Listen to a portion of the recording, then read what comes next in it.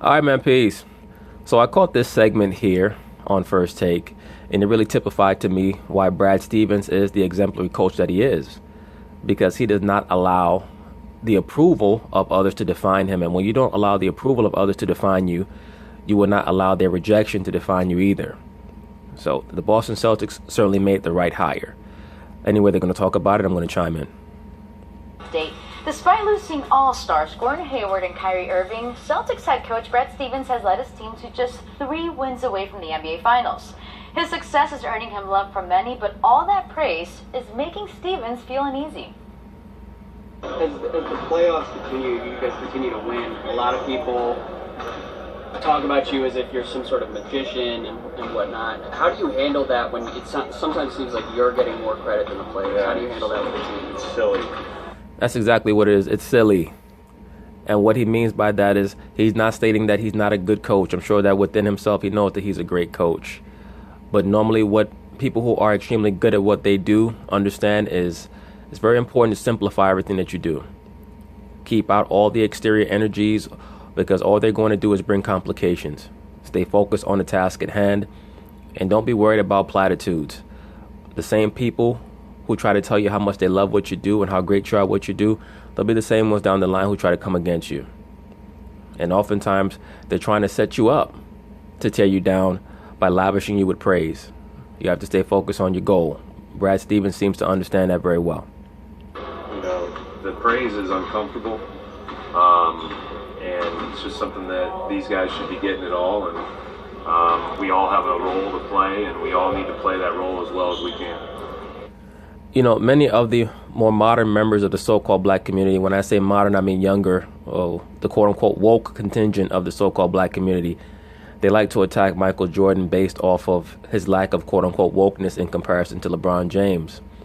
And I've always stated this, the main reason why Michael Jordan has been reticent in regards to involving himself with the various aspects of the so-called black community, in my view, is because I think that he's turned off by a lot of the hero worship and a lot of the idolatry. I mean, it's really almost scary because the same people who talk about how much they love you so much, they'll be the same ones to try to kill you because they're resentful that you're not what they want you to be. And that's why I always tell brothers, do not talk about how you're a fan of someone. That is extremely mentally unhealthy. Well, if you make some mistakes, we'll criticize you. Go for it. For more on Game 2, here's First Take. Let me say this. Brad Stevens does seem to be very secure in who he is, and it is going to come down to which style will win out. Brad Stevens and his cerebral approach to the game on both offense and defense versus the LeBron James system. We'll find out. Pulled off miracles at Butler. Now this. Brad Stevens not ready to take the credit, though, for his Celtics success. Meanwhile, they have a big Game 2 tonight where a lot of people expect LeBron James to rebound from a rough Game 1 performance. Max, interesting question here. Do you have more faith in Stevens or in LeBron in Game 2? I think that's pretty much like asking what are you in favor of, the irresistible force or the immovable object. I think that the real question is going to be whether or not Brad Stevens' young team can implement his game plan against LeBron effectively, because if they can beat LeBron. LeBron and his system have shown themselves to be vulnerable against intelligent coaches and schemes where the team is able to execute. That's really all it's about with LeBron. He's like the Incredible Hulk of the NBA. He's a big brute. And that's not to take away from his great intellect on the basketball court. I'm not trying to diminish that at all. But we pretty much know what LeBron does. He wants to operate at the top of the key, penetrate, go left, pull up going left, try to distribute to shooters on the baseline, and that's basically that. That's the LeBron James system. And what we see in the past, certain coaches who've had their success against him, whether it was Popovich or whoever, they've always shown that they're able to sucker LeBron into doing what he thinks he wants to do and then exasperate him on the other end with ball movement and players moving without the basketball. And that's what Boston does. So we'll see if it works. In LeBron James, and I'm someone who has been pointing to Brad Stevens as maybe the protagonist of this postseason in the NBA. You know, or in this case, the antagonist, because you're pro LeBron. Can you figure out a way to beat the Greek Freak? before that series, not everyone was taking Boston. A lot of people were taking the Bucks. And I was split on that series. And that series may end up being the most difficult series of the playoffs for Boston, at least before getting to the finals, should they get there. But it was recognized as the best coach versus the best player, and the best coach won. And then it was like against Philadelphia, okay, can you beat two freaks? Ben Simmons is like the Greek freak, and then you got Embiid. Can you beat him? Can you beat two guys? And the answer is yes, even without Kyrie and Gordon Hayward. The answer was yes. And now it's like, can you beat the ultimate freak, the best player in the super freak in the game? And maybe he does. That remains to be seen. But in Game 2, you want to check LeBron James's numbers coming off of playoff losses? LeBron James is going to go off. Well, he's certainly going to try. And I'm sure that Brad Stevens, being the chess master that he is, has already understood that, and he's imparted that on his team, that LeBron is going to try to come out extremely aggressive. And if I were the Celtics, I would stay home on him. Marcus Morris claims that he can guard LeBron so well let's put him to the test. If I'm Brad Stevens, I'm saying, Marcus, you have LeBron one-on-one tonight. No matter what, we're going to stay home on the shooters. We're going to make LeBron have to score 50 to beat us because we're going to run him ragged on the defensive end. And the real difference here, if it was Brad Stevens versus any other coach, even Greg Popovich right now, maybe I'd take Brad Stevens. He's done a masterful job, not just in terms of, plays out of timeout or even into timeout. Remember, I've already stated that I would take Brad Stevens over Greg Popovich right now. Just right now, in regards to his youth, his understanding of the game, and his ability to get a great deal out of his young players without having to put them under some type of mind control where they have to feel like they're joining a cult. Remember, he calls timeout as a long two is about to get jacked up in a critical moment against Philadelphia. But also in terms of the way he gets guys to play unselfishly, the shape the kind of team is in, not to take any credit away from the athletes, they're the ones getting it done. But the head coach is putting them in position to win. Nevertheless, he won't have the ball in his hands. The best player, who may also actually be the best coach, LeBron James, will, and he's... No, LeBron James is not the best coach. Did you hear what this fool just said? The best player who also might be the best coach. When exactly do we get to the point where we actually start to blame LeBron James for some of the poor play of the Cleveland Cavaliers? Since he's the general manager, the coach, the best player, he sells the popcorn at halftime, he's the valet, he parks the cars, but he gets no blame. Ain't that a bitch? He's down 0-1, and under these circumstances, he's capable of turning in historic performances, and I expect one. Faith is earned, and Brad Stevens has earned the faith. I agree, sir. The answer is Brad Stevens. And here's why. What are you having faith in them? What do you hope to get out of this faith? What are you placing faith in? It's not that LeBron James is going to be amazing. It's not that LeBron James is going to score 40, 15, and 15. We all have faith that that's going to be the case. It's, can you make your team win? Can you lift everybody around you? Can you make the Cleveland Cavaliers or the Boston Celtics perform at their best? Not just yourself, the whole team. And Brad Stevens has earned that faith. I agree, sir. Well said. I think even Kellerman agrees. That's why he's smirking. He did it in Game 1 against the Cleveland Cavaliers. He came up with defensive sets. He came up with strategies. He varied it during the game on ways to limit LeBron James. That's why I'm really waiting to see what Brad Stevens has planned for LeBron tonight, because I'm sure that Brad understands that after Game 1, LeBron is going to try to adjust. So I'm sure that he already has a pre-canned second look for Game 2 for LeBron to see how he responds to that. But I'm pretty sure that a lot of it's going to entail making sure that we box LeBron in. It's going to be a lot of one-on-one defense against LeBron. And when he starts to penetrate, we want to help. But we want to help with understanding that we have to be within range to get back to the shooter. He did it once. He'll do it again. You should have faith. He hasn't found, it's not like Brad Stevens went on a sojourn into the forest and found the secret to stopping LeBron James. No, he has different strategies that he changes during the game, and he will Absolutely. And he will change from game to game. Some will work, some will not. But the point is, Brad Stevens has earned the faith of thinking he will get something. He will raise every single player on that team, and he will do something to limit the players on the Cavaliers. Now, Brad Stevens has earned faith. Will, you're right. But we're talking about LeBron James, and when you bring up, I've laid up. Dude, LeBron James is 3-5 in the finals. They talk about LeBron James like he's Bill Russell or Michael Jordan. Like he's won every championship that he's been in. He has not. He's 3-5. He is beatable. It's just that he's never faced a truly intelligent team in the Eastern Conference in the last 8 years. How many intelligent teams has LeBron James gone against in the Eastern Conference? The last team with any basketball IQ that he beat were the 2012 Celtics. That's the last team that had a true basketball IQ that he was able to beat in the Eastern Conference. Every other team has been dumb or weak mentally. This team in Boston, they're not weak and they're not dumb. So we're going to see. As of right now, it's still a pick-em series. I'm going to stick with the Cavs until they get knocked out because, as I've stated, I'm not going to bet against LeBron. But I do believe that Brad Stevens, he may have that kryptonite.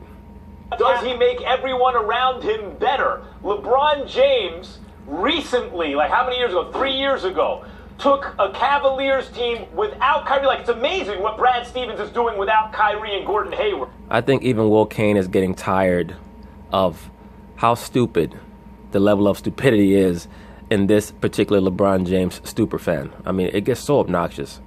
Hayward, right? He still has Al Horford and Jason Tatum and Jaylen Brown and Rozier and Marcus Smart. LeBron James took a team, talk about making people better, without Kyrie Irving or Kevin Love, when his second best player was Matthew Dellavedova, and took the Warriors 6 games and then beat the Warriors the next year when he got his players back. I mean, if you're going to have faith in Brad Stevens, and you do for good reason, you outline some of them.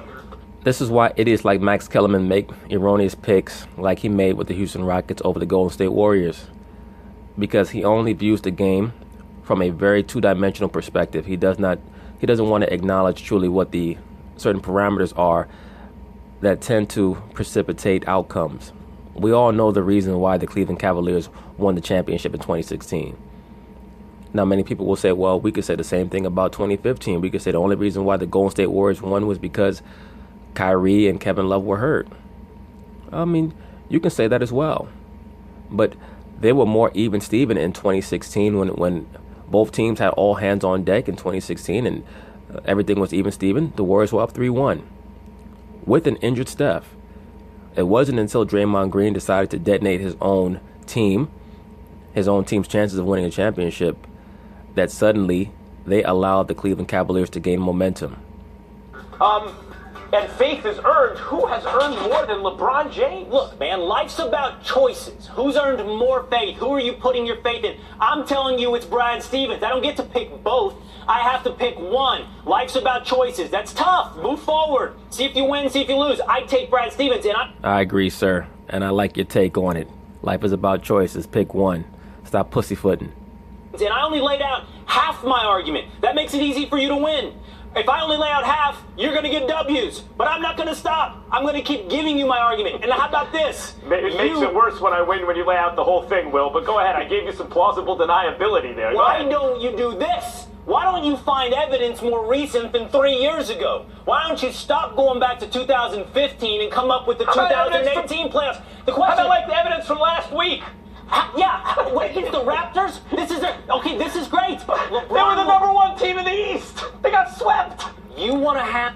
Max Kellerman, you were the only one who certifiably believed that the Raptors were going to beat the Cleveland Cavaliers. I mean, you and Scottie Pippen, you two guys were the only two fools picking the Raptors over the Cleveland Cavaliers. I mean, give me a break.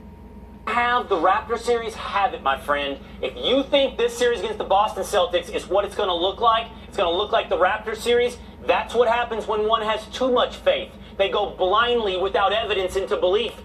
Agreed. Especially when precedent shows that when LeBron James goes against truly intellectual teams that utilize strategy and execution and have great athletes, he tends to lose. That's what happened against the Mavericks in 2011. That's what happened against the Spurs in 2014. That's what happened against the Warriors in 2015. That's what happened against the Warriors in 2017. When he goes against upper echelon talent as well as a brain trust, he loses because he only can play one way, and that's in the LeBron James system. They end up believing in shamans somewhere in northern Arizona while smoking peyote. That's you. You're on your way to that, man. I have faith based upon the Pacers and Raptors series that LeBron is going to be limited in his ability to raise up the rest of that team. My faith is in Stevens because I don't have faith that J.R. Smith's going to hit 60%. Like he did against the Raptors. I don't have faith that Kyle Korver's going to shoot over 50%, like he did against the Raptors. I don't have faith that George Hill and Jordan Clarkson are going to shoot lights out, like they did against the Raptors. And that's exactly why Dwayne Casey got fired. And I knew that he was going to get fired. I think evidence suggests they're going to look like they did against the Pacers. And I have more evidence that says Brad Stevens will adjust. Over and over and over again. And the Pacers should have beaten the Cleveland Cavaliers had it not been for Nate McMillan and many of his terrible calls down the stretch run of Game 7. Over again. And your faith is going to lead you to Northern Arizona, mine to a W. And, by the way, it's possible that the Celtics win because they're simply outmanned the Cavs. But there goes a lot more of the LeBron James superfan excuse making. They already have their excuses pre-canned, just like their idol. We didn't have enough help. LeBron James will certainly take this Cavs team. He will extract every bit of juice from this Cavs team and take them as far as any one player is capable of taking them. If there's one person in the NBA in which to place faith that they get the absolute most out of the situation, it is LeBron James, particularly on the back half of his career. He is like on another level with that stuff. Stevens, maybe the best coach in the NBA, including Popovich. I could not have more respect for him. But he ain't going to have the ball in his hands. It's just not going to happen. He's not out there on the floor. And LeBron... I agree. But sometimes you can't be scared of the person who has the ball in their hands. You have to be scared of the person who's telling the person with the ball in their hands what to do. Or the person who's telling the defenders of the person with the ball in his hands what's going to be done to that person. LeBron James will. And we see what happens when LeBron James does. And he did in round 1 as well, right? He did in round 1. He played wonderfully. He put his teammates in position to win. And they won. Barely. Against an inferior team to the Boston Celtics. Barely. But they did win. At home to the Indiana Pacers. Barely. Have faith in your barely. I got faith over here in this guy, in his well-rounded, versatile team. All right. Well, just about 3 out of the 4 wins that the Cavaliers got over the Pacers, they really should not have gotten. Had they been coached better, had the Pacers been coached better, they should have beat the Cavaliers. LeBron has won the East for 7 straight seasons. In Game 2 this playoffs, he's averaging 44 points per game. How about it? But anyway, that's it on this video. We'll see how things go tonight in Game 2. I believe that Brad Stevens is going to unload a lot more defensive sets that he did not show LeBron in Game 1 because he didn't have to. By the time the Cavaliers showed that they were unable to figure out what the Celtics were doing on defense, they were already down by 20, 25 points. So we'll see what happens. Peace.